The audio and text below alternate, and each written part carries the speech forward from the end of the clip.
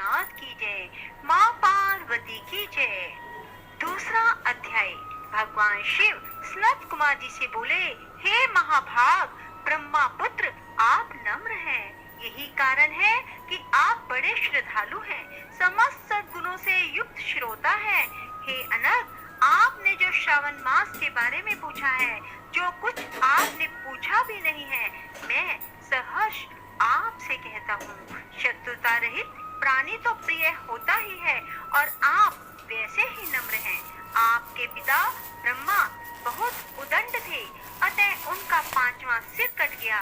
उस मत्सरता को छोड़ मेरी शरण में आए। हे तात, मैं आपसे कहूँगा, आप एकाग्रचित्त होकर सुने। हे योगी श्रेष्ठ, श्रावण मास में नियम से रहकर मनुष्य सायंकाल 4 बजे भोजन करे, 1 मास तक रुद्र अभिषेक करे, अपनी प्रिय किसी एक वस्तु को छोड़ते हुए पुष्प, फल, धान्य, तुलसी की मंजरी युक्त दल, बिल्व पत्रों से भगवान शिव की लक्ष्य पूजा करे, कोटिलिंग अर्चना करे, ब्राह्मणों को प्रेम पूर्वक भोजन करवाए, नियम का पालन करे, उपवास करे, पंचामृत से अभिषेक, चूंकि मुझे अति प्रिय है, उसे भी अवश्य करे। इस श्रावण मास में जो जो क्रियाएं की जाती है, वह सभी अनंत फलदायक होती है।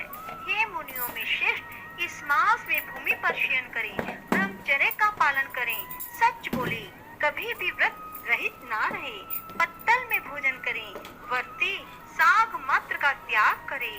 हे मुनियों में उत्तम, भक्ति युक्त हो व्रत का पालन करें, प्रातः काल स्नान ध्यान करें, इंद्रिय निग्रह करें, अर्थात अपने इंद्रियों को वश में रखें, एकाग्र मन से प्रतिदिन मेरी पूजा करें।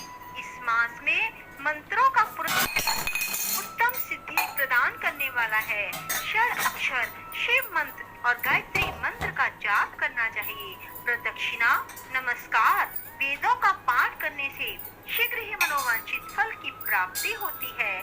पुरुष सूक्त जपो तो और भी अधिक फलदायक होता है। ग्रह यज्ञ, कोटि होम, लक्ष्य होम, अयुत होम करने पर सदैव फल मिलता है और वांछित फल प्रदान करने वाला होता है। जो व्यक्ति इस मास में एक दिन भी व्रत से रहित व्यतीत करता है, वह महाप्रलय तक घोर नरक में वास करता है। यह मास मुझे बहुत प्रिय है। यह मास फलदायक है। निष्काम भाव से किए गए कर्म के फलस्वरूप मोक्ष प्रदान करने वाला है। हे सत्तम, इस मास में करने योग्य जो धर्म कहे गए हैं, उनको मुझसे सुनो। रविवार को सूर्य व्रत करें, सोमवार को मेरी पूजा कर भक्त को भोजन कराएं। श्रावण मास के प्रथम सोमवार से प्रारंभ करके 3.5 मास तक होने वाला संपूर्ण कामना की अर्थ सिद्धि प्रदाता रोटक नामक व्रत होता है। मंगलवार के दिन मंगला गौरी नामक व्रत होता है। बुधवार को बुध का व्रत, बृहस्पतिवार को बृहस्पति का व्रत, शुक्रवार को जीवंतिका देवी का व्रत किया जाता है। शनिवार को हनुमान तथा नरसिंह का व्रत कहा गया है। हे मुनिश्रेष्ठ, अब मैं तिथियों में होने वाले व्रतों का वर्णन करता हूँ, आप ध्यान पूर्वक सुने। श्रावण मास के शुक्ल पक्ष की तृतीया को औदुंबर नाम का व्रत होता है। इसी मास के शुक्ल पक्ष तृतीया को गौरी नामक व्रत किया जाता है। श्रावण शुक्ल चतुर्थी को दूर्वा गणपति नामक व्रत होता है। हे मुने, इसी को विनायक चतुर्थी व्रत अथवा गणेश चौथ व्रत के नामों से जाना जाता है। श्रावण शुक्ल पंचमी नाग पूजन के लिए उत्तम मानी गई है। हे मुनि कुलपति, इसका दूसरा नाम मानव कल्पादि है। ऐसा जान लो, षष्ठी के दिन सुपोदन नामक व्रत और सप्तमी को शीतला देवी का व्रत होता है। अष्टमी और चतुर्थी तिथि में देवी का पवित्रारोपण करें। श्रावण मास के कृष्ण और शुक्ल पक्ष की नवमी को नक्त व्रत का विधान कहा गया है। शुक्ल पक्ष दशमी को आशा नामक व्रत किया जाता है। कोई कोई मनुष्य इस मास की दोनों पक्ष की एकादशियों को आशा व्रत का होना स्वीकार करते हैं।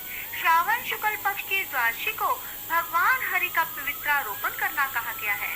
अतः द्वादशी को भगवान हरि का श्रीधर नाम से अर्चन उत्तम गति को प्राप्त कराता है।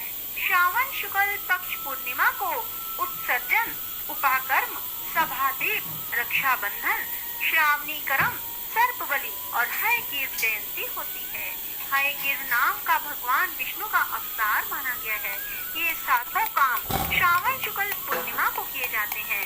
श्रावण मास की कृष्ण चतुर्थी को संकष्टी चतुर्थी व्रत और श्रावण कृष्ण पंचमी को मानव कल्पादित किया जाता है। ये ब्राह्मणों में श्रेष्ठ श्रावण कृष्ण पक्ष अष्टमी को भगवान विष्णु का श्री कृष्ण नाम से पूर्ण अवतार हुआ है। उस दिन व्रत और उत्सव मनाएं।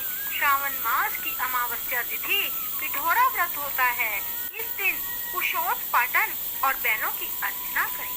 शुक्ल पक्ष की प्रथमा से लेकर समस्त तिथियों को अलग अलग देवी देवता होते हैं। प्रतिपदा तिथि के दिन अग्नि, द्वितीया को ब्रह्मा, तृतीय की गौरी, चतुर्थी के गणनायक, पंचमी के सर्प, षष्ठी के स्कंद, सप्तमी के सूर्य, अष्टमी तिथि के शिव हैं। नौमी की देवी दुर्गा, दशमी के यम, एकादशी के विष्णुदेव स्वामी हैं। द्वादशी के भगवान हरि, त्रयोदशी के कामदेव, चतुर्दशी के शिव, पूर्णिमा के चंद्रमा स्वामी हैं। अमावस्या के स्वामी पितर हैं। इस क्रम से ये देवी देवता तिथियों के स्वामी कहे गए हैं। जिस देव की जो तिथि है उस तिथि को उस देवता की अर्चना करनी चाहिए, ऐसा कहा गया है। हे मुनिश्रेष्ठ, इसी मास में प्राय अगस्त्य अर्थात नक्षत्र का उदय होता है। मैं उस समय का वर्णन करता हूँ, आप एकाग्रचित होकर सुने। सिंह राशि पर सूर्य के संक्रमण दिन से 12 अंश 40 घटी बीत जाने पर अगस्त ऋषि का उदय होता है। अगस्त्य ऋषि के लिए 7 दिन पूर्व ही से अधरे दिन 12 मास में सूर्य नारायण अलग अलग नाम से तपते रहते हैं। श्रावण मास में गभस्ती नाम से तपते हैं। सूर्य भगवान का पूजन इस मास में भक्ति से तत्पर हो करना चाहिए। श्रावण मास में साग का त्याग, भाद्रपद में दही, आश्विन में दूध, कार्तिक मास में दाल का त्याग करें। यह संपूर्ण विधान करने में यदि समर्थ न हो तो श्रावण मास में इन वस्तुओं का त्याग करने से सभी मनोवांछित फलों की प्राप्ति होती है। हे मान्य सज्जन ब्राह्मण, यह आपसे मैंने अति संक्षेप में उपदेश किया है। हे मुनिश्रेष्ठ, इस श्रावण मास में होने वाले व्रत और धर्मों का सविस्तार रूप से वर्णन कोई 100 वर्षों में भी करने में समर्थ नहीं है। भक्त मेरे प्रीति अर्थ अथवा भगवान हरि के प्रीति अर्थ संपूर्ण व्रतों का पालन करें। परमार्थ रूप से विचार करने पर आप मुझमें और हरि में कुछ भेद नहीं पाएंगे। मुझ में और हरि में कोई भेद नहीं है, ऐसा जानना चाहिए। जो प्राणी इसमें भेद की कल्पना करते हैं वे नरक के भागी होते हैं। हे नर कुमार, इसलिए आप श्रावण मास में धर्म पालन करें। बोलो शिव शंकर भोलेनाथ की जय, माँ पार्वती की जय।